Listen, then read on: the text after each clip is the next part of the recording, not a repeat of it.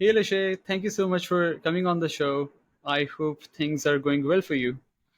Thank you so much for having me. I'm super excited. Like I said, I'm a huge fan of your work, so I'm excited to be here and happy to spill some thoughts and vent a little bit today about some boring content marketing stuff, but hopefully we can spice it up and make it fun. I'm pretty sure it will be fun. Well, I've been paying a lot of attention to your work. I have been seeing you in so many different communities. On LinkedIn, you're everywhere. Everyone is talking about you. You've made appearances on many different podcasts at this point. And I just knew I had to get you on the show. There are just so many fascinating things that I want to dive deeper into and some concepts that I want to touch within this episode. So, why don't we just get into it? Let's do it. Awesome. Well, so let's start with your backstory a little bit. It's a very specific niche that you occupy, right? So, when I think Yes. about content marketing, there's this broad, wide world that we deal with. There are agencies, freelancers, and service providers offering everything to everyone, right? And then there's you who's saying, hey, if you want bottom of the funnel content, that's what I can help with. How did you decide that this is a specific area that I want to operate in? This is the kind of service that I want to offer to the world. Give us the backstory.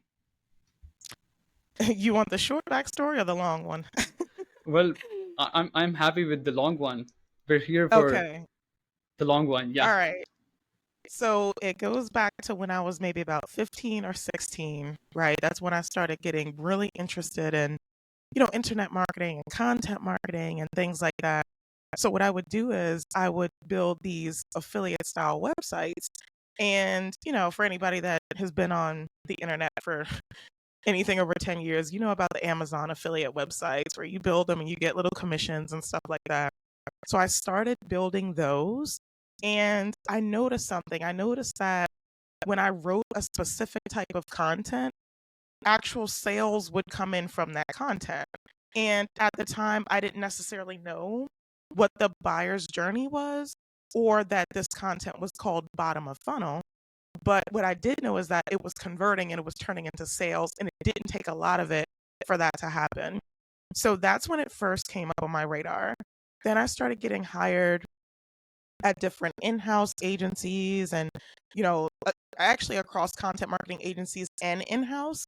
And luckily at some of those places I had the freedom to try different things. So I would try bottom of funnel content in my roles, and then it would actually start to work and I would be able to see the leads come in and I'd be able to go to, executive leadership and say, "Ooh, look, this is working."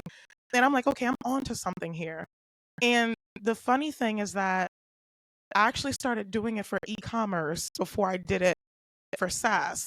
Um, Fun fact, I used to hate SaaS because I thought it was confusing. I'm like, "Oh, I don't want to do this." Um, but at the time, e-com was fun to me.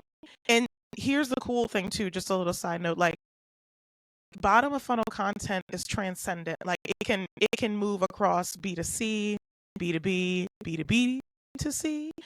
And again, I was going through the process of figuring this out and things like that. So moving across like several different in-house positions, several different content marketing agencies, one thing stayed static, and that was bottom of funnel content produces a specific result, whether that result is an inbound demo, whether it's somebody buying an e-commerce product. So I started to associate this type of content with a purchase conversion of some sort. Um, and really, that's how it kind of came up on my radar. And then I was so fascinated with the idea of being able to make somebody across the world buy something just because I said that it was good and I reviewed it in a very specific type of way. Um, and then the obsession kind of kicked in from there. And that's when I went down a bottom of funnel rabbit hole, just consuming myself with as much education as I could, specific around this bottom of funnel area. And I want to say maybe about 5 or so years ago, I started getting into SaaS, not B2B, because again, I was like, oh God, how do people do this so boring? Um, But I started getting into like, B2C SaaS and things like that, playing with it. Then I moved into B2B and I was like, whoa, there's a learning curve here when it comes to bottom of funnel content. Even moving from e-commerce to SaaS, there's still a huge learning curve there. And I'm like, okay, let me submerge myself in this and try to understand this learning curve and things like that. And I want to say maybe about, up until, well, I got into it 5 years ago. It took me maybe about 3 of those years to really latch on to understand, okay, here's the difference between bottom of funnel content for e-commerce and for SaaS. And when I started to understand that difference, it was almost like a light bulb switched on. And I was like, okay, so let me dive deeper into this rabbit hole. And honestly, from there, I just started, actually March of 2023, I started to put my thoughts on LinkedIn and, kind of go to the open market with this thing. Come to find out that it's a knowledge gap for a lot of other people too, not just me. So when I started putting these thoughts out, people really gravitated towards it. And I think one of the reasons that people gravitate toward this is because other people in-house and across agencies knows that this works, but they haven't been able to freely express that because marketing is like one of the only jobs where you get hired to do a job, but then people try to tell you how to do your job. So it's like a lot of in-house content marketers have to fight for their ideas. And I think now that there's this girl on LinkedIn talking about BOFU content and how well it works, and I'm showing it and displaying it, they're like, see, I told you, executive leadership, like it does work. And I think that's probably one of the reasons that people latched on to that the way they did. Right. So Yeah. what you're saying here is you were able to recognize this pattern, right? This uplift of conversions, let it be signups, demos, or maybe in the Yeah. e-commerce world, transactions, whenever you created bottom of the funnel content, right? And that Yes. one-on-one equation, like I do this, this happens, is something that you fell in love with. Yes. 100%. And again, the reason I did was because I had written, top of funnel content before, and it was cool, right? It led to, like some downloads and things like that. But the thought of being able to get somebody to purchase something, to pull out a credit card or, and be able to say, okay, I want to buy this thing because this random person on the internet said that it's good. That's also very dangerous too. But if you use it for the right reasons, it's super powerful. And then at that point, I just became obsessed with the psychology of the buyer's journey, the buyer's process. But I said, you know what? Instead of focusing on the entire buyer's journey, I want to focus on this specific little part right here, the part right before they buy something. Right. You talked about the differences in the verticals, right? E-commerce versus SaaS, and then SaaS in Yes. general versus the B2B SaaS. Um, what have you found are the key differentiators between the bottom of the funnel content that we create for an e-commerce business versus SaaS in general? I'm asking this because I think most of the folks think of marketing as this, broad concept that we can just, Hmm. pick and then load onto any vertical and it should work. So are there some nuances that you noticed specifically in terms of the bottom of the funnel content strategy for different verticals like e-commerce versus SaaS? Oh, yeah. So I would say e-commerce is way easier when it comes to bottom of funnel. It's a lot more straightforward. Like if I'm selling you, you know, vitamin E lotion for your skin, I'm gonna be straightforward. I'm gonna list the properties. I'm gonna talk about what it does for your skin.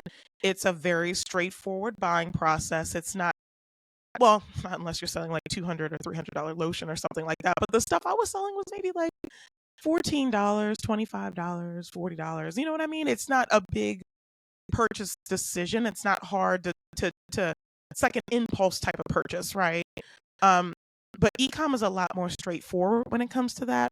Whereas SaaS is like very nuanced because not only are you getting into specific product features that you have to know about and you have to know how to talk about it, but if we're talking about enterprise SaaS, we're looking at very complex sales cycles. You know what I mean? It's not as straightforward as, oh, I want to buy this software. that's X amount of dollars per month. Let me just pull out the company credit card and go swipe it. Like, there are multiple decision makers. There's a whole buyer's journey. There's a whole process they have to go through.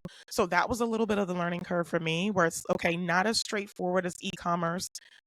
Another thing is that this can apply to e-com too, but it didn't really stick with me until I started doing it for SaaS. And that is connecting pain points to product capabilities. And again, it's a big learning curve for people, because a lot of people don't know to do that, because the information across teams is not consolidated. And this goes into a bigger issue, more than content marketing. Like, this is a whole bigger issue. This is a communication issue, right? So a lot of companies that I've seen have, they have the sales team, CS, product, and marketing, and the information sits within these different teams, but the communication between those teams are siloed. So the sales team only talks to the sales team, and the product team only talks to the product team, when that's actually a really big mistake, because the product team has so much good information that the content team could use, and the sales team has so much good information that the product team could use. So I think the biggest nuance for me was understanding that there was a communication issue more than a content issue, because I get, again, I was deep in this bottom of funnel rabbit hole, and to me, I'm like, okay, how can I solve this problem? Okay, if it's not working, it's because of me. It's because of me. But it actually wasn't because of me. It was because of higher organizational, hierarchies and things like that. So that's something I had to figure out. That kind of wasn't so prevalent when it came to e-commerce. Again, e-commerce is very straightforward. It's like, the lotion has these properties listed out, talk about how it helps you, boom, somebody buys something. Whereas B2B SaaS is like, you have the decision maker and then you have the champion. Are you talking to the champion, or are you talking to the decision maker? Who do they need to go talk to? What type of follow-up collateral do you have? What happens after they close the deal with retention and onboarding? And it's so many factors that play into that. And I think that was the biggest learning curve for me. And I think that's one of the biggest learning curves for marketers in general, just understanding that where you fit in that buyer cycle. Because even when we're focusing on bottom of funnel, and I tell people all the time, it's like, people get it misconstrued when I say top, mid, bottom of funnel. I don't mean that the buyer's journey is linear, because it absolutely is not linear, right? But this is just one of the last touch points they get to before they make a decision. But even within that touch point, there's still so many decisions that has to be made. And you can help the prospect or the potential prospect make some of those decisions in the content that you're writing. Yeah, for sure. I think what you just mentioned about different touch points, right? And even the last touch points being very complicated, it's totally true. Even if we just look at how we make purchase decisions as marketers, right? Some of the tech stack that Yes. we buy on our own, it just is never linear, right? So simply because life happens, you open up a page, you're Yes. going through it, you're trying to sign up, and then suddenly you have to, drop your kid somewhere, and then you go there, and then you come back, and there something totally different is on your mind. So you visited the Yep. same page multiple times through different channels before you make a decision. So yeah, it's Yes. never linear. I also think Yes. another perhaps big component other than the sales journey, when it comes to these different verticals, is typically that SaaS requires some level of education, right? Mm. Exactly as you talked about it, the lotion, for example, if it's an e-commerce product, we have this ingrained in our mind how to use a body lotion or many other simple world products. But then when it comes to tech products, there is some level of education involved, perhaps across the funnel, that we need to put into the content, right? How do we use this product? How does it help you? How does it differentiate with the competitors? All of that stuff. But yeah. That's a great point too, right? So now we get into like product adoption and things like that. So maybe Mm, the prospect is coming from another software and they're going to have to leave that to come with you. That means moving their team from that to the thing that you have, where it's like vitamin E lotion, like you said, it's already ingrained in their mind how to use the lotion. squeeze the thing and rub it on your skin. You know what I mean? They're more interested in the properties that the lotion contains. Whereas SaaS, it's like, again, we're talking about product adoption, we're talking about onboarding, we're talking about Yeah. a lot of different factors that come into play. So I think that's a great point that you made. Yes, we it's like, again, with the lotion example, we know how to use that. It's ingrained in our brain. With SaaS, it's almost like you have to, again, product adoption, you have to learn how to use this thing. You know, is my boss going to sign off on this? You know, because if they don't, my ass is on the line. You know what I mean? And if it Yeah. doesn't work, you know, so yes, multiple factors that play into that. Yeah. Yeah. Yeah. For sure. Well, so there's one point that I want to bring here. You work as an external contractor with companies, right? As of now, is that correct? Under Authority Plug, which is your consultancy? Yes. Yep.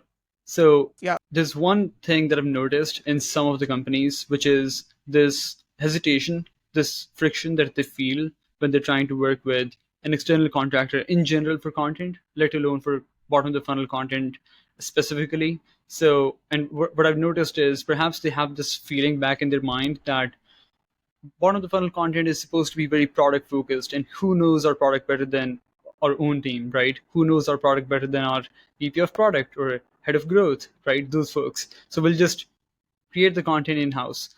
If you were to make a case to those folks, those teams, just confused in this realm of, shall we outsource, shall we not outsource, shall we get external help or not, what would you say?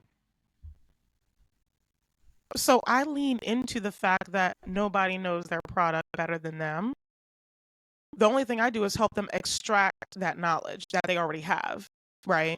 So from day one, I've said I help in-house content marketing teams. I don't absorb it as an agency would necessarily. I come into their ecosystem and say, okay, so all the information that you need sits within these teams, right? I'm going to go and interview these teams and help you extract that specific information. I'm not going to absorb it, and I'm not going to come in and tell your team what to do, because that was another thing. And that was another learning curve for me running a consultancy. You got to have good soft skills. um, so I didn't want people to come in and think like, oh, well, who's this random girl coming in here telling me what to do, this consultant and blah, blah, blah. It's like, no, I come in, I train your in-house content team to extract the proper information that they need to be able to write bottom of funnel content. So it was never really a matter of like, oh, I know the product better than you. No, your team and knows the product better than anybody. But now you just need to know what specific information to extract from from all of that information that sits across teams, and then you need to know how to weave it into the content. And I think one of the key things why they know they're struggling is a few things. Again, it really happens on a lot of the strategy calls, right? So I'll hear the same things over and over when they're like, oh, our information is scattered across teams. And they're like, well, we tried to write bottom of funnel content, but or we tried to get an agency to write it, but it just wasn't how we needed it to be. And then we had to go back and edit it. And then I tried to put something in ChatGPT and so on and so forth. And I'm like, okay, instead of doing that, let's do this, right? And then I come in with the way I do things, step 1, step 2, step 3. So it's like, again, it was never a matter of, oh, you don't know your own information. It's like, let me be the liaison between these teams and bring this information together so you can write the type of high converting content that you want to write. This is such a good point. I think um, the what marketers perhaps fail to differentiate is the fact that extracting information is a skill set totally on its own, right? Yes. And even if you're good at writing content, researching about product, thinking about its features, all of that stuff, uh, Yes. first extracting those insights and then turning those into textual content uh, would be two different things. I interviewed Ryan Paul Gibson, who happens to be a customer research expert, right? So he helped companies do customer interviews, all of that stuff. The last episode that I released was with him, and um, that's what I discovered just interviewing that guy, that the skill sets that you need are interrogation skills, which don't usually come naturally to marketers, right? We think Yeah. we're super good with customer interviews or maybe extracting information, but unless we've done those reps, unless we've actually been in the trenches, simply wouldn't be good at that. So No, yeah, and that's a great point that you make. And it's one of the reasons why I say I love working with journalists because they do have that experience. They're very matter of fact when it comes to their writing. You don't not really have to tell them like, oh, well, take the fluff out the article. And I'm not shading SEO writers. I'm not. But usually I find with SEO writers, you have to tell them, okay, dial back the fluff. Okay, don't overstuff the keywords here, you know? And it's like with journalists, they're all about the facts. So when they go and interview these internal teams, they're able to extract the information that I need to be able to say, okay, let's bake this into the content. And again, it's like it does require a very specific skill set. And when I started this, that was a skill set that I did not have. But working with journalists and doing customer interviews and things like that, it's a muscle I've been able to flex over, a little bit of an extended period of time. But again, like I tell SaaS companies all the time, like, if you want to put together a really strong content team, you need to have a journalist somewhere in there. They're like the best kept secret. And this is something I've been wanting to talk about for a while because I know there are a lot of journalists that are trying to make that transition from journalism to marketing. And it's like they don't know how to necessarily make that transition. And the sad part is that journalists don't even know that they would be absolutely amazing writers. Um, they just they just need kind of like a little bit of a roadmap for that transition from journalism to in-house content. But that's kind of like if it was like a diagram and it was like two circles, that was like journalism and content marketing. It's like they fit right in the middle of that. Um, and again, I learned that working in-house and then, again, consulting. And then some of these SaaS companies do have journalists in-house that are content writers. The problem with that is that if you only have a journalist, a lot of the time they don't know strategy. So there's still a gap there, and they're like, well, shoot, we got a great writer, and he's a subject matter expert in the thing, but still, even subject matter experts don't know high level strategy. So it's like, shoot, we still have a gap, and that's the gap that I feel. It's like the gap between the content teams, all of the internal information, a great journalist or a great writer or a great subject matter expert, and then there's me that sits there and guides the strategy on top of that. I love the visual element that you just brought to the episode. It also reflects all of the visual content that you produce on LinkedIn, um, which has been really helpful, I think, for just absorbing all of that information. So yeah, totally Yeah. love it. Well, so let's touch upon something um, more practical. So when you work with a new company, right? You have just started a new project. There's this company who has created some content in the past. So they're seeing some metrics go up, rankings, traffic, those kind of things have started to pop off, right? Are there some signals uh, that make you go like, hey, I think this company could really use a bottom of the funnel content strategy, right? Maybe that is the missing part in their overall marketing strategy puzzle. Are there some data points, some qualitative signals that can give you those early indicators that, hey, bottom of the funnel content strategy is what you're missing on?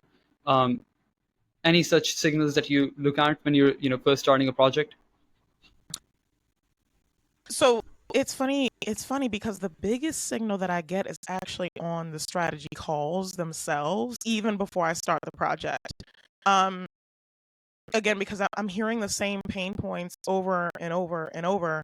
And it's like, I know if I hear a certain, so for example, if I hear like, oh, we've been seeing an increase in traffic, but we haven't been getting an increase in conversions, I'm like, okay, it's almost like, and I'm not comparing myself to a doctor, it's just an analogy, right? But it's like if you go to a doctor and like, oh, doc, my shoulder's been hurting, and when I bend over, my back hurts, and it's like they know certain symptoms of they know certain symptoms you're dealing with. And from those symptoms, they're able to hone in a little bit closer and say, okay, so maybe your back hurts because your hamstrings are tight. You know what I mean? So it's like you have to find those common problems.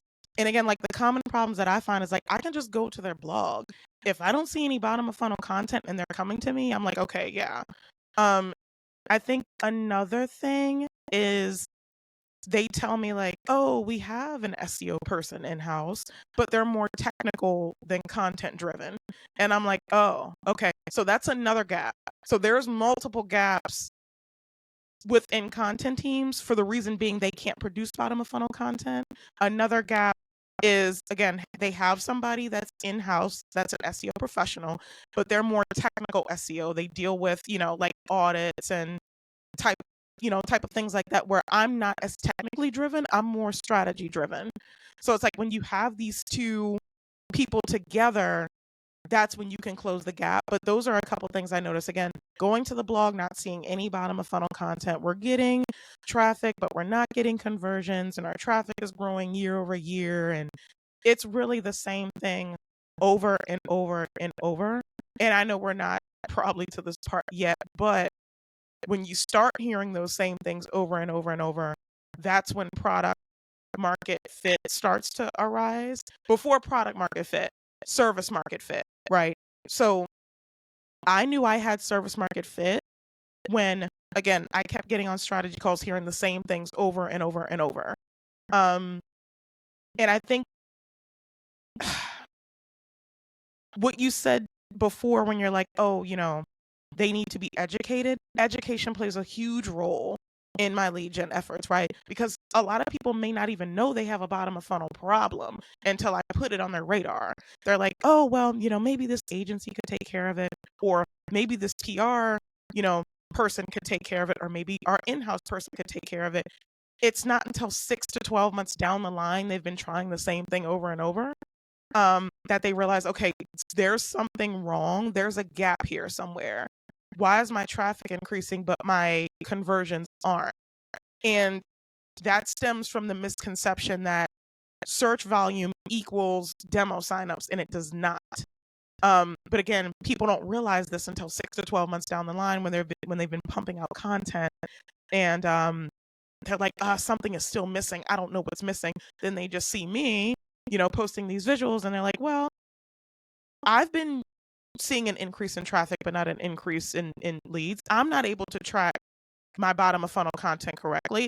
Ooh, my information is scattered across teams. And it's like the light bulb goes off for them. And like, maybe I'm missing a bottom of funnel strategy. They get on the call, they talk to me. I hear the same pain points, boom, boom, boom, over and over. And then at that point, I'm like, okay, you do have a bottom of funnel problem.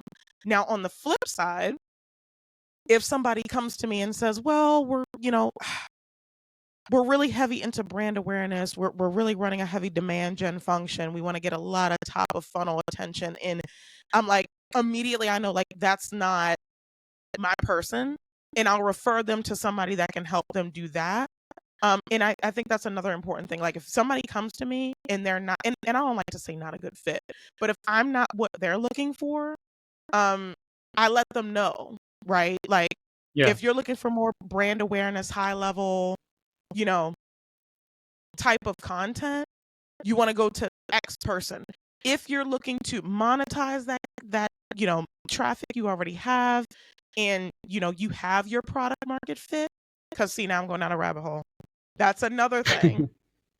If they don't have their product market fit, they're not ready for a bottom of funnel content strategy. That's another thing that I noticed too, because they don't have a good idea of their competitive positioning. They don't know how they contextually fit in the prospect's workflow. And it's like, if they don't know those things, I'm not going to be able to know those things either. And that comes back to the point of, I think that comes back to the point of nobody knows your product better than you. So if you don't know your product, you can't expect for me to come in. Even more so, you can't expect a freelancer to come in and know your product better than you. So that's another thing I would say. If there's SaaS companies out there that do not have their product market fit, they're not ready for a bottom of funnel strategy. I know you asked me one question and I just like answered 10. I had to get that out because it's so important, because I do have like early stage companies come to me. But again, like if you don't have that product market fit and you don't understand your competitors and your competitive positioning and your contextual positioning, you're not ready for that yet.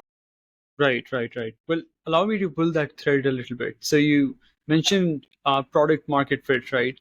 How would you define that specifically when thinking of bottom of the funnel content strategy? So you mentioned a couple of things, right? Early stage companies perhaps shouldn't be thinking about bottom of the funnel, or should not be too focused on it, right? That's what you Yes. said. Another thing was product market fit. If there is a SaaS company currently, they're generating some revenue, they're kicking things off, and they're like, shouldn't I be jumping into bottom of the funnel content right away so that I can see that early uplift? What would you say to them? Don't do it. But the reason I would say don't do it is because you need to have a good idea of where you sit in the market before creating bottom of funnel content, because it's going to require for you to know your customers' pain points, for you to understand your product capabilities. And a company that does not have product market fit doesn't understand all of these things right away. What I will say is, if a company is interested in content marketing, but they do not have their product market fit yet, maybe they want to move up the funnel a little bit, right? So maybe you're going to start either top of funnel to drive awareness about the specific use case that you're serving, or maybe you want to start middle of funnel to start to get a better sense of how your product fits contextually into your prospect's workflow. Again, middle of funnel content helps with that, because middle of funnel content is like how to job to be done, right? If once you start to understand the job to be done that your product helps solve, that's when you get clarity on contextually how it fits in their workflow. Once you understand how it contextually fits in their workflow, you can then find competitors that do something very similar and fit into their prospects workflow very similar. And then you start to say, well, okay, they do this and I do this, but I do this a little bit better. So I'm going to lean into this thing. And we could talk about that like a little bit toward the end of the show, because I have like a little, but you start to understand those things. And once you get a good grasp of that, you can confidently perform a bottom of funnel strategy, because you can say, okay, my company or their company alternative. You don't know what company you're an alternative to if you don't even know who you're competing against, right? So it's like, once you start to conceptualize and understand that by starting either middle of funnel, if you want to understand again contextually how you fit in their workflow, or top of funnel, if you want to drive awareness to the use case in general, because there's a lot of times that companies feel like they're creating a category and they're not, because I've worked with them. It's like they're not creating a category. You're creating a new use case to in a current category. You're just creating a new way to solve the job to be done. It's not anything brand new. It's not falling out the sky. It's just a very specific way that you do it. If you need to drive brand awareness to that, that's when you need to start top of funnel. You want to find out how you fit contextually, go middle of funnel. When you know who your competitors are, you know your differentiators, you know your contextual and competitive positioning, that's when you start to go bottom of funnel. Yeah, right, right, right. I think everyone is creating a category these days, right? Everyone thinks that that's a keyword that they They need to think be. they are. Yes. Yeah, they think they are. But yeah, like that's a really clear differentiation, right?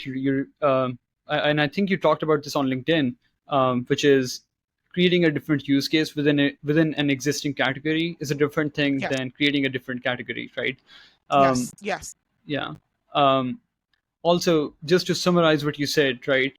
What you said was early stage companies who don't have product market fit, who don't have positioning nailed down already, right? Those are the companies who would not be able to get a lot of value from bottom of the funnel content. And the way that I'm thinking about this is perhaps what you're saying is, help me, just correct me if I'm wrong, is even if those companies are able to do it, right, they don't have their positioning nailed down. Even if they drive some traffic to those bottom of the funnel assets, the problem of traffic not converting would still be there, right? That the problem would not be solved even if Oh, conversions happen. 100%. Those conversions turning into, let's say, customers or whatever, are not going to retain simply because you don't have the product market fit yet. Your product is not in such a sophisticated level yet, right? That's a great point, but I would say that's even more universal outside of product market fit, right? So even a company Hmm. that does have their product market fit, and this is insane, but I've seen like series late stage, like Series C, you know, that have been funded millions and millions and millions and millions of dollars that do not have their product market fit. And I I would have never known that from the outside, but it's like once I got in and they didn't know how to connect pain points to capabilities, and it's like, you know what I mean? Even for companies that are already funded and things like that, it's like you still need to understand how your product solves the pain points. You could be just because you've gotten funded does not mean you have your product market fit. And that's a bold statement, but I wouldn't be saying it if I didn't experience it. Um, but again, having that clear information on what pain points specifically your audience has and how the capabilities of your product solves those pain points and the benefit of the capability solving those pain points. It's like everything is interconnected together, and if you don't know that information, the content's not going to convert, right? Like you can rank all day long, and I tell people that all the time. um, Ranking isn't necessarily the hard part, especially now. I don't know how long this is going to be, like search generative experience and all these new things are coming out. I don't know how long it's going to be before this gets extremely difficult. As of today, May 27, 2024, it's not extremely difficult to rank for bottom of funnel content because a lot of people don't do it right. So when you do come in and you do it right, it's, I don't want to say instant rankings because I don't like to, Google's very unpredictable. I don't like to, but for a lot of clients I work with, we have gotten really, really quick rankings in as little as 24 hours. And again, it's because people don't write bottom of funnel content the right way. And when I say the right way, they're not getting deep into capabilities and things like that. It's very surface level. It's about trying to put all this information and feature dump and all this other stuff into these articles when that's not the way to do it. Um, and again, and I tell people this all the time, it's like everybody has access to the same tools. I have Ahrefs just like you probably have Ahrefs. And people have SEMrush just like this other person has SEMrush and ClearScope and all these other awesome tools. But it's like, what's your differentiator? Because the tool is not the differentiator. It's how your product solves your prospect's problem specifically, is the differentiator.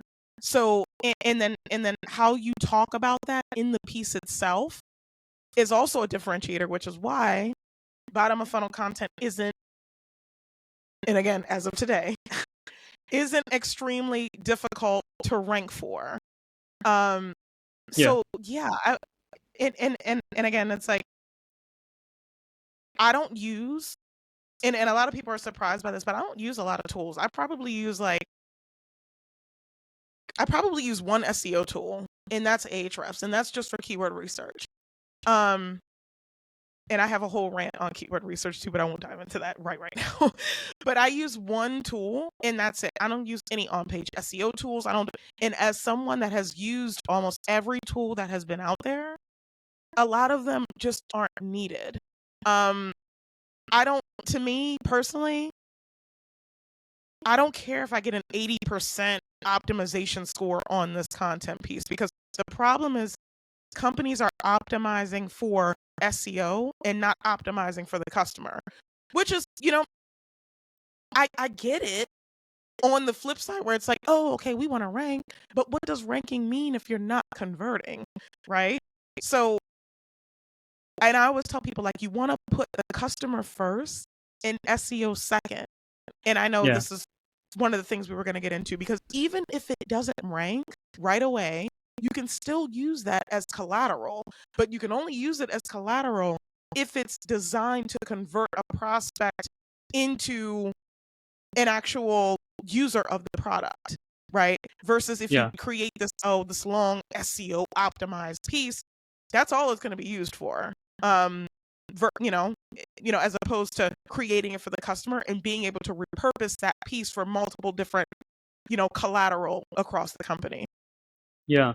I was nodding my head really strongly when you were talking about keyword research, simply because, and I'm pretty sure anyone listening to this who pays attention to my stuff can say the same. I am a big advocate of doing keyword research that transcends keyword research tools like Ahrefs, simply because, Yes. exactly as you said, it doesn't give you a competitive advantage, right? And then another interesting point in general for content, not just for bottom of the funnel, but across the funnel, is that companies would, like 5 different email marketing software tools, if you pick them up and you go through their customer profiles, right, like the kind of ICP that they have, there would be many Yeah. differentiators that they have within the target customer, right? This is who am I targeting? This is who we are targeting. This is, Yes. our customer. However, when you look at their content, it's exactly the same, right? Like email marketing Mm-hmm. software tools. And then what is email marketing? Email marketing best practices. Pretty much the same thing with no differentiation, right? No one is thinking Yeah. about how can I create this content more customized to my target audience. Pretty Yes. fascinating. But again, we can get into that in another episode, perhaps. Um, Yes. so, uh, yeah, one thing I wanted to ask you is about pattern recognition. You've worked with so many companies offering this exact service, right? You do bottom of the funnel Yes. content, and this is what you do for SaaS companies. You have a particular segment. Now, let's say there are companies who have achieved product market fit. Their retention is good. Their overall product is in a mature category, and they're doing good, right? They're not struggling from product market fit standpoint. Sure. For that kind of a company, still in some cases, in most cases in fact, bottom of the funnel content perhaps do not touches its peak when it comes to performance, right? They're not able to Mm. make the most out of it. What are some of the mistakes that you've seen those kind of companies making when it comes to bottom of the funnel content strategy, in the way that they design landing pages, maybe in the way that they plan the content, anything in general that you've recognized just having worked with different companies? What are some of the mistakes? A lot of them are afraid to talk about the product. I've had companies that where I've had to go back and forth with them on talking about the product in the article, including product images in the article. Um, Not wanting to talk about competitors. Oh, that's a big one. Not wanting to discuss their competitors in the article. And the thing I say to that is people are going to write content around you regardless, right? So there's going to be some information about your company somewhere, whether it's on G2, Capterra, your competitors are writing about you. And here's what I say to that. Would you rather you control your narrative or your competition control your narrative? Because they're always going to say they're better than you, right? So it's like if you don't put that content out there, they're controlling how the world sees you instead of you controlling how the world sees you. So I think not including the product is a big one. I think feature dumping is another one. So it's almost like there's no in between. It's like they either don't talk about the product enough or they feature dump too much. And then another thing is that they write their bottom of funnel content how they write their top of funnel content, which is just not good. And one of the key things I see, and I know somebody's probably going to go do this after I say it, but if you look at a bottom of funnel article and it's like, well, in today's market, or we've seen over the past X amount of years in the landscape, it's like, oh, you know what I mean? Like, they don't care about that. And then I think on top of that, too, you're not, bottom of funnel articles, again, are like written like top of funnel articles. For example, I always use the sales enablement example. It's like, what is sales enablement? It's like, You don't need that in a bottom of funnel piece. By the time the person gets to best sales enablement software, they know what sales enablement is. They're probably running that function. It's like you don't have to give them the backstory behind what it is. You just need to tell them how your product solves it. And the thing is, like, and again, tell them how the product solves it, not feature dump, but story tell. Say we've worked with, these amount of companies, and we're seeing, and I always tell people, like, when you write bottom of funnel content, I like to either lead with pain points or I lead with benefits, because that hooks them right away. They're like, ooh, okay, I'm dealing with that problem and I'm dealing with that problem. And it makes them want to continue to read through it. Versus where if you write a bottom of funnel piece like a top of funnel piece, it's just, it's dragging. It's like you need to get to the point. It's okay to cut the fluff. They don't need a whole backstory on why sales enablement is important for their organization. Like, they know why it's important. That's why they're looking for the best sales enablement software. They've already mentally made that decision. So I would say, like, it's usually one of two things. It's usually they're not talking about the product enough. They're talking about the product too much and not enough of their prospects' pain points, or they're trying to write bottom of funnel content the way they write top of funnel content. And there's a big delineation between the two, and how they're written. But I say, yeah, those are the top three things that I see the most as far as like mistakes when it comes to bottom of funnel and how they're writing it. All fixable mistakes, right? Nothing is set in stone. One thing I love about content marketing is that you can write something, you can always go back and refresh it and change it. I've had clients that have come to me where they've had other content marketing agencies write their content, and we went in and refreshed it and increased conversion rates from that. So nothing is static when it comes to content marketing. That's good and bad, because nothing being static, meaning you can rank number 1 for this keyword today, and tomorrow you could drop down to number 6 and the traffic could, drop further. But again, that's the reason why I like to diversify bottom of funnel content. Because if you have multiple lines in the water, you're getting leads from each of these lines. So if one happens to drop down, that's okay. We got 10 more over here. Let's rework this one while these 10 are still, you know what I mean? So it's like, Yeah. those are the common problems that I see the most, I would say. Yeah. Right. So just to summarize, what you said was uh, companies not talking about their product openly within the bottom of the funnel content in general, feeling this hesitancy to plug their product. The second one is Yes. not talking about their competitors. And then the third thing that you touched upon was, I think, leading with They're not writing. benefits. Yeah. Yeah, go on. Yes. So leading with pain points or leading Yeah, with with benefits. benefits. And that third problem is that they're writing their bottom of funnel content like they're writing their top of funnel content. And Yeah, that's not yeah. the way it's meant to be written, because there are two different types of people coming to these two different articles, right? So it's like, again, if we're doing a top of funnel play, this is more like demand generation. This is you trying to bring awareness to the thing, versus bottom of funnel. You don't have to bring awareness to anything except your product. They already Mm-hmm. know about the industry. They know their pain points. And here's another thing too. A tricky thing with bottom of funnel content is when you try to get a random freelancer to write the piece. Usually the person that's searching for a bottom of funnel piece is highly, highly educated, and they know if somebody that doesn't have the subject matter expertise that they have are writing the piece. That is another thing that could also make them bounce out of there. Versus top of funnel, where it's very high level information. A lot of the content tends to be objective. So in that circumstance, it's like, now, in my opinion, I do think top of funnel content should be subjective. I think the moment somebody enters your ecosystem, you need to let them know your thoughts on the status quo and why you think the way you do. But in general, top of funnel content tends to be objective, kind of definition based and things like that. Yeah. These are people that don't necessarily have a deep industry knowledge.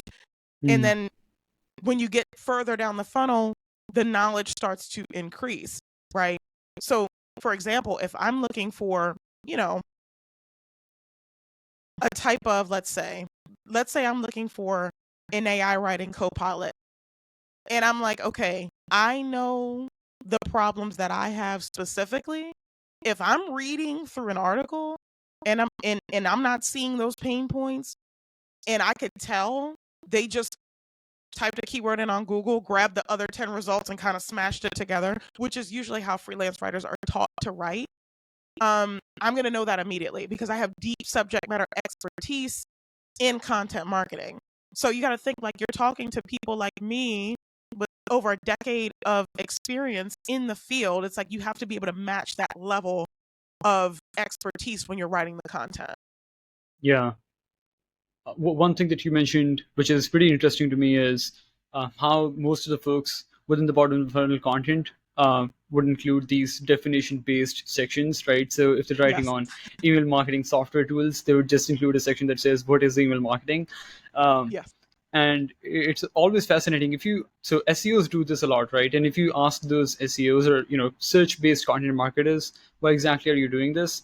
Even if you make the case that, hey, our reader would not be interested in this because it's bottom of the funnel content, they would be Yes. like, it's for the search engine, it's for the SEO reasons, right? It's for optimization. And it never makes sense to me, because what you're saying is you're openly compromising the reader's experience just so it can rank maybe a few spots higher, right?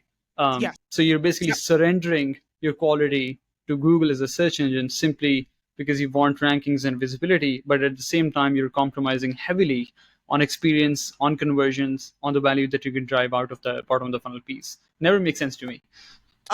But you're so right about that. It's like you're willing to compromise user experience just to be able to say, oh, I ranked this piece.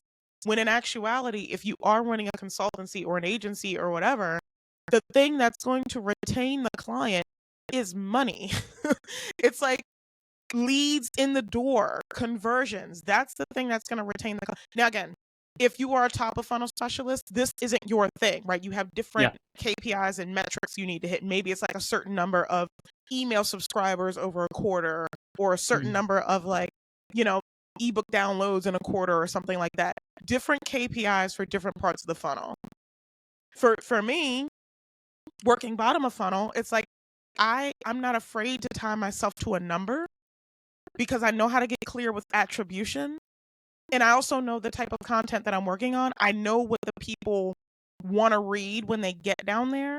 And again, I Mhm. tell people all the time, I'm not a subject matter expert. All these companies that I've worked with over the past 12 months, I'm not a subject matter expert in any of them. Um, but the people that I work with are subject matter experts. I just happen to be really good at extracting that information and being Yeah. able to bake it into the content, and then being able to again be the liaison between the teams, gather this information from product and sales and things like that, and put it into the piece in a way where it uplifts the user experience, not diminishes it for the sake of, oh, we're going to rank, and oh, we're going to do this. Because I can tell you now, like, some of the highest impact content I have written has been repurposed for multiple things. So maybe I write a bottom of funnel content piece and it converts well in organic, but then you've got the sales team taking this article and showing it to prospects and saying, look, here's our product versus this product, and here's our key differentiators right here. And then that's the thing that gets the prospect to commit and say, okay, I want to work with you. They may not have found you through Google search, but it doesn't mean you can't take that article and repurpose it for another Channel. way to bring in that. You know what I mean? Like you can, Yeah. and that's the importance of prioritizing user experience over search engine optimization. Because here's the thing: if the user has a good experience, Google's going to do its job. Like I've and I tell people that all the time. It's like they don't want to listen, like, oh, SEO this and keywords that. I'm like, again, I don't use any on-page SEO tools. I don't need to. It's like once you start to get a good grasp of those customer pain points and you have a good grasp of your product, again, two different things, two different sets of information that sits in two different teams. Once you start to get a grasp of this, the content is going to rank. Maybe it's other external factors like session duration. I've had session duration times as long as 4 minutes on bottom of funnel pieces. And it's because people are consuming the information. They're experts. They want to read through it like, okay, is this going to solve my problem before I take this to the VP of marketing and say, okay, maybe we need to get, hire Lashay for this thing, but they need to definitively know that before they take it to the VP of marketing. And then when they do take it to the VP of marketing, they have collateral, like they have carousels, case studies, and they have all this other collateral that I've been able to provide them. And I tell the people I have a strategy call with all the time, let me help you sell me, right? And the way I do that, again, is by creating one piece of content, not just for the sake of it converting on the spot, but so it can be used later on, so I can help the champion sell to the decision maker. Right. Very interesting. There are so many directions that I can go into just based on this answer, Yeah. it's really fascinating. So one thing that you touched upon was collecting information from internal teams when you're creating the bottom of the funnel content, right? Um, Yes. so let's explore this a little bit. What kind of teams are you usually getting in touch with when you're working on a project, when you really want to extract those useful insights about the customers, about the product, all of that stuff? What kind of questions are you using? Do you have a framework? How do you think about this overall? Imagine you're talking to someone who wants to get started with bottom of the funnel content. They don't have a lot of experience, and they're like, hey, how do I learn about the product? How do I learn about the customers in a way that the bottom of the funnel content I know I'm creating is going to convert? What would you say? So I would say first, you got to get the teams aligned. So I like to grab one person from each team. So I hold workshops sometimes too. I like to grab one person from each team, sales, CS, product, and of course, us in marketing. And I like to go through what the product is, what it does, and who it serves. So for anybody that doesn't know, I guess plug here, I have a content marketing dashboard that includes over 35 questions that you can ask each one of these teams individually. But some of these questions are like, what are some of the biggest deals you've closed in the last quarter? What are the top 3 biggest pain points your audience is dealing with? How does the product fit into their workflow? And again, remember we talked about knowing that. And I think across all of these questions, well, first of all, these questions are going to force you to have to talk to different teams. You're not going to get all of these answers from one person or one team. But I find like when you ask these questions, it brings a lot of clarity to the teams as well, because they're like, oh shoot, I don't know the answer to that question. Let me go find this person. Let me go grab that person. But those are some of the questions. And then, again, there are a ton of questions in there. It's like over 35 questions in there. But I have questions that sit kind of for each team, right? So there's some for the sales team, there's some for the product team, there's us in marketing. Like, what are the top 3 benefits that the users get from the product? What products have they switched from to come to you? What other products come up in sales conversations? That's when we can start. And it's funny because when you think about it, some of these questions drive the keyword strategy, right? So if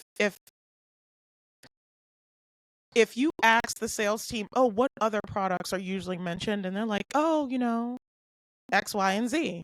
Okay, so now I'm like, maybe I need to do an alternative piece for X, Y, and Z, right? So once you start, again, exercising this muscle, it kind of just comes inherently when you hear certain things like, oh, okay, so they're struggling with this.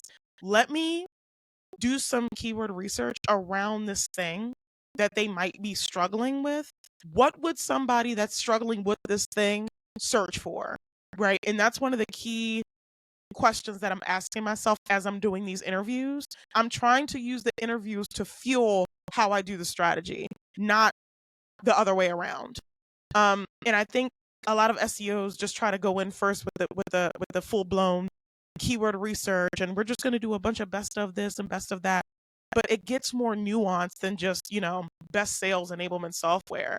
It's like if you're dealing with a SaaS company that has multiple personas and multiple use cases, you can break out those use cases. And depending on how the product is positioned, you might be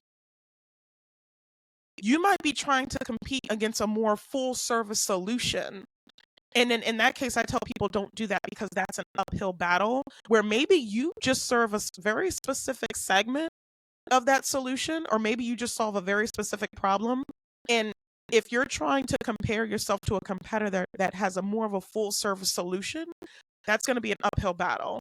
So it's like little nuances like that is why you have to ask the teams these questions to understand, okay, what features can we go head to head against, and what features can we not go head to head against.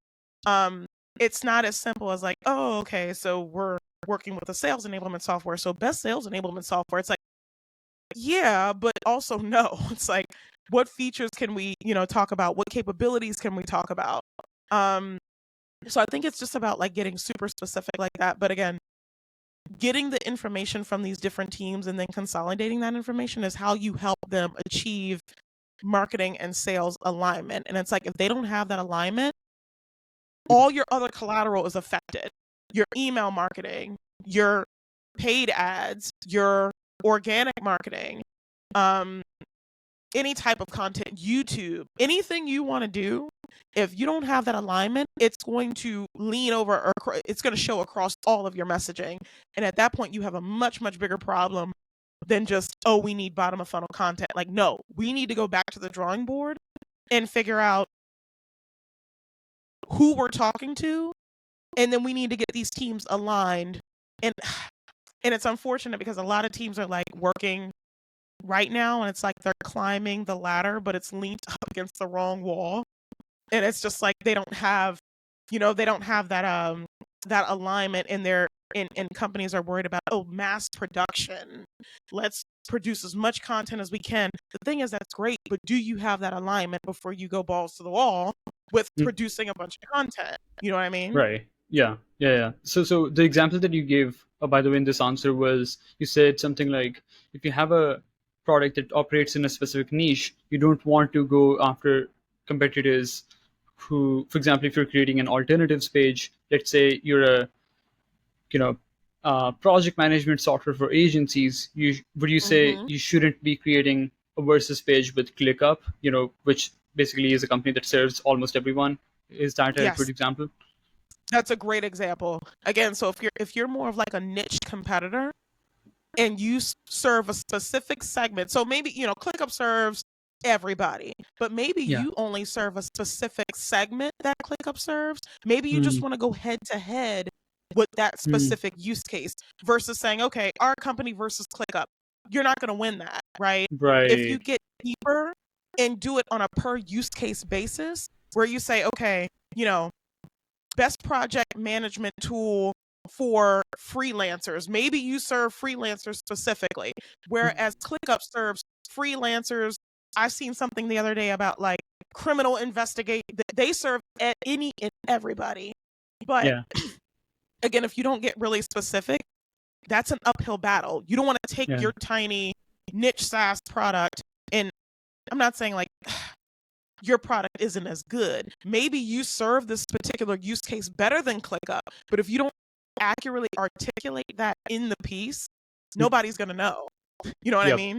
So it's Yeah. like you just have to be very cognizant of the use case you're going after, and to make sure that you're not going head to head with a full solution versus your tiny use case. Yep. Okay. So perhaps this is a good topic to end on. I love all of your LinkedIn content in general, right? But there's one Thank post that I cannot stop thinking about, which is this post that you made where you explained how case studies can be optimized for search, right? you. Yes. And you had this methodology that you used to basically create a generic kind of a wording structure. Maybe that's a right way to phrase it, for a case study specific to a company. And I remember the way the reason why it struck me was because I think I did something similar a few years back while I was just getting started with my career. So I was working in a local SEO agency.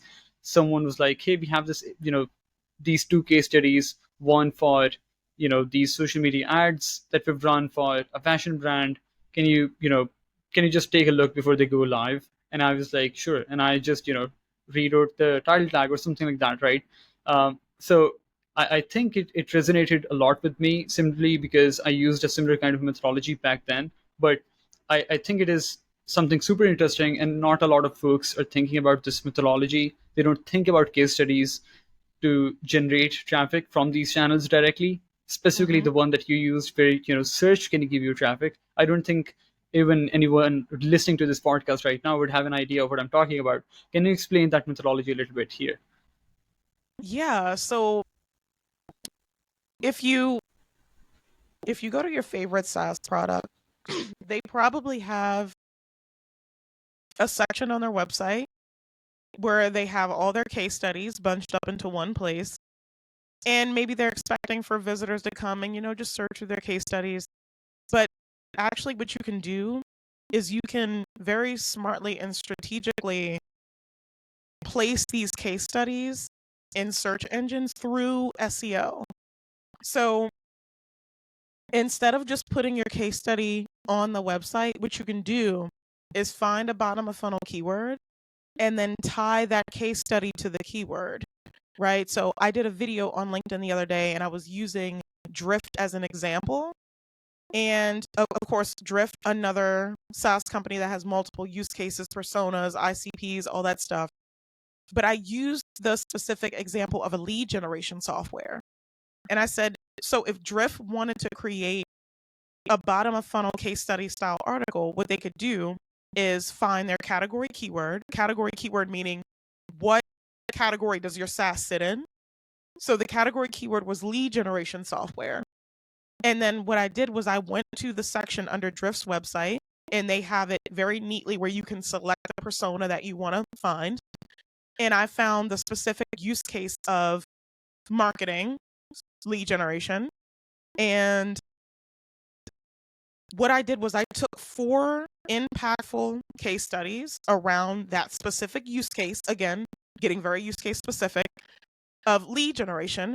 And I crafted a title around it in the video. And it was like lead generation software, how Drift's AI chatbot led to X amount of book meetings. I think it was like 733% more book meetings. And it's almost like killing 2 birds with 1 stone.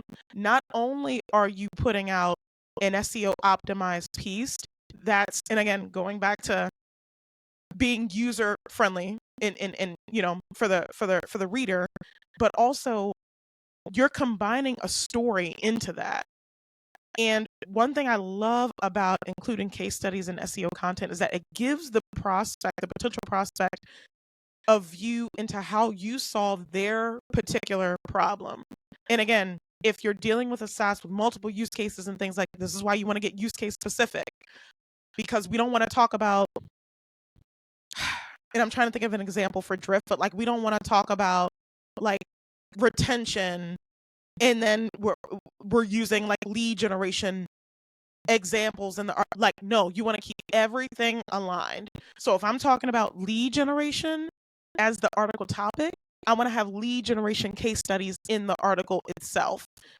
And including 4 case studies in that article and talking about how you help them achieve the job to be done. And not just that, but talking about the pain that they were going through before and how your product helped them solve that particular pain. So again, it's a mixture of combining SEO and storytelling. Another really cool thing about this is that this works really well with paid ads too, whether it be Facebook or LinkedIn. If you combine SEO and you combine use case specific case studies in that piece, this is what we talked about before, like repurposing that content, being able to run LinkedIn ads to that content, being able to run Facebook ads to the content, being able to run Twitter ads, whatever type of ads you want to run to it. And again, it's just makes me so excited because it's so versatile in what it could do.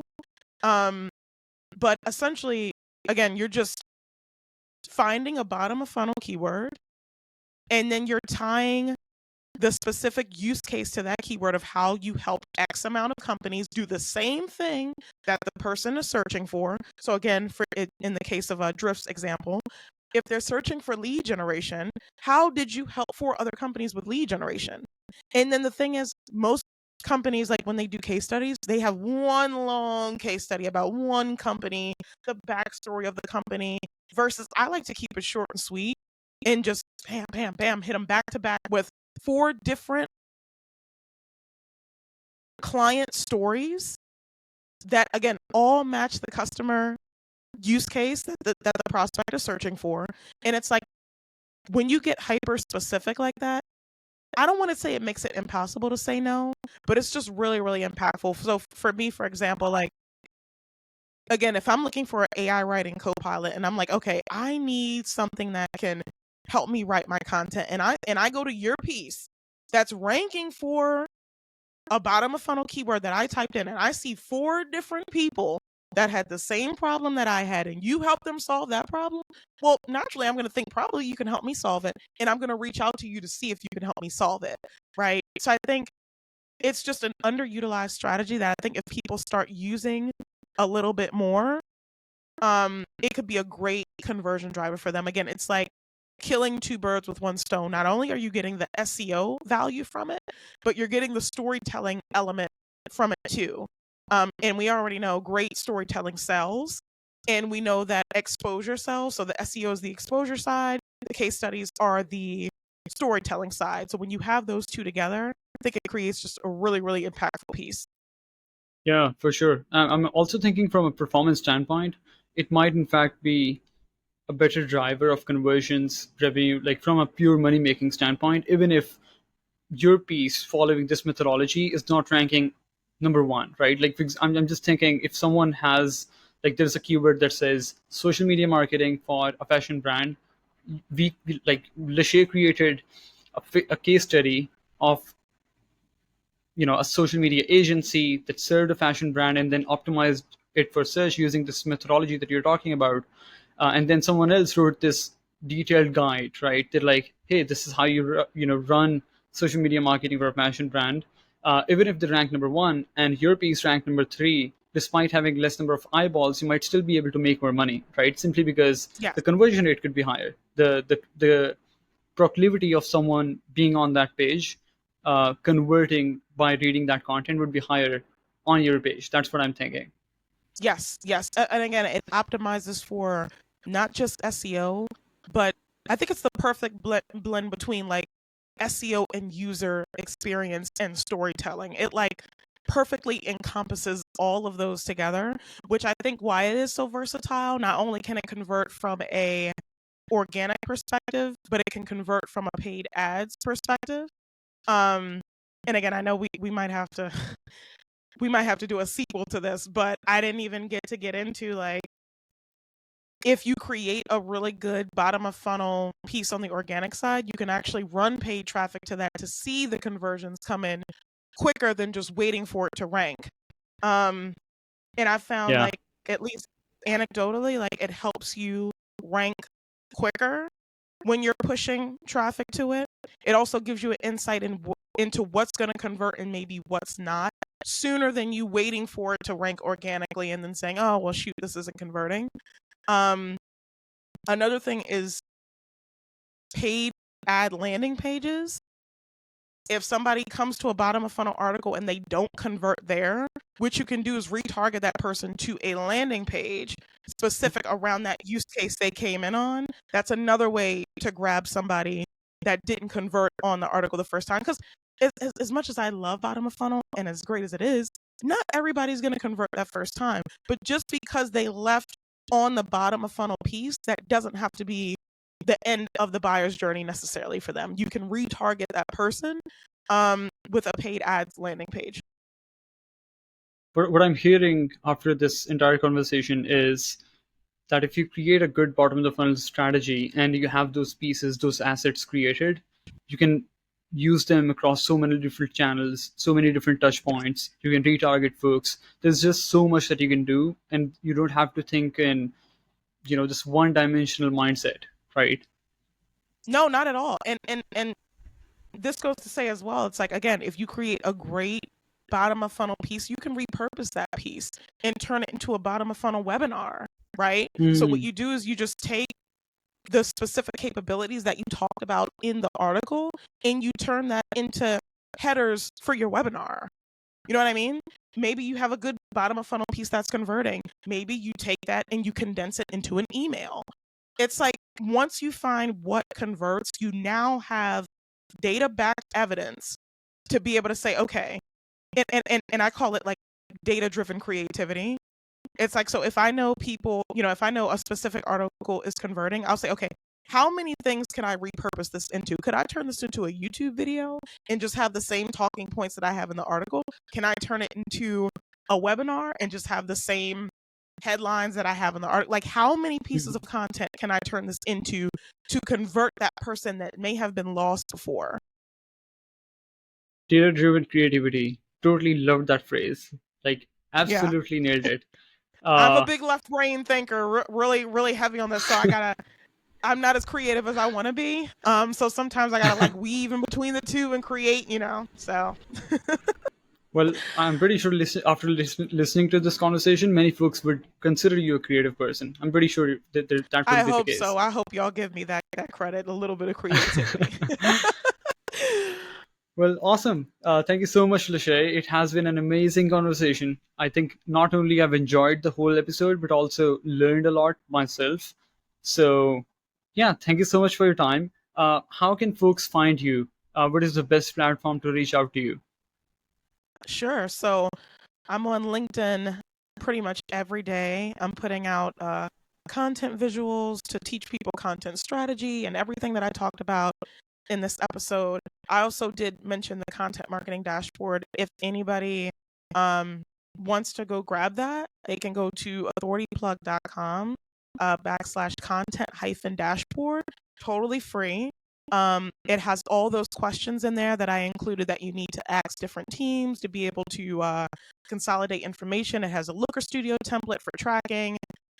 Really everything you need to be able to create an effective content strategy, not just bottom of funnel, but content strategy in general, is in that dashboard.